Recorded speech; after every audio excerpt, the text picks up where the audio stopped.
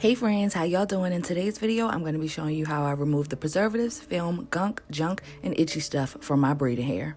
So the hair that we're working with today is Sensationnel's African Collection Color Braid. I have about 10 packs of this hair, believe it or not, in this tub, and I'm using about lukewarm water. And this is what the hair looks like fresh out of the pack.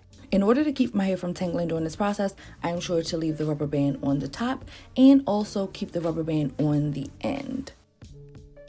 I'm now going to submerge this very last pack of hair into the tub of water so we can get it prepared for its squeaky clean cleansing.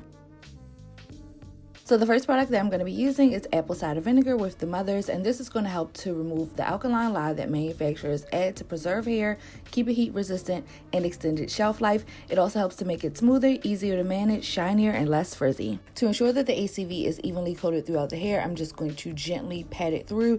You guys know I like to keep it sanitary over here, and that's why I have on gloves. The very next product that I'm adding to my mix is one of my all-time favorite shampoos, especially for extensions, and that is the Main Choice's Heavenly Halo Herbal Shampoo that includes soy milk. It helps to thoroughly cleanse without stripping, it softens, and it boosts hydration.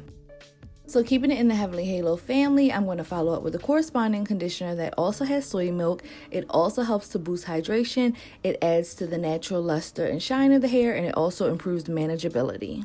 And don't feel like you have to do all of this. Personally, I can't just cleanse my extensions with ACV. I don't feel like I get an honest, thorough cleanse without shampoo and conditioner or some kind of co-wash of some sort. To me, it's just like when naturals are like, oh, I just shampoo my scalp and let the suds run down to the ends. Like, no, you didn't really wash your hair then. So do what works for you, and I'm gonna do what works for me. And the very last thing I'm going to add for a little razzle dazzle is Trader Joe's tea tree oil, which is going to help to remove any chemical buildup. It's going to also help to retain moisture and extend the longevity of your desired style. And now I'm going to go in and give the hair a gentle massage, making sure all of the products are evenly distributed.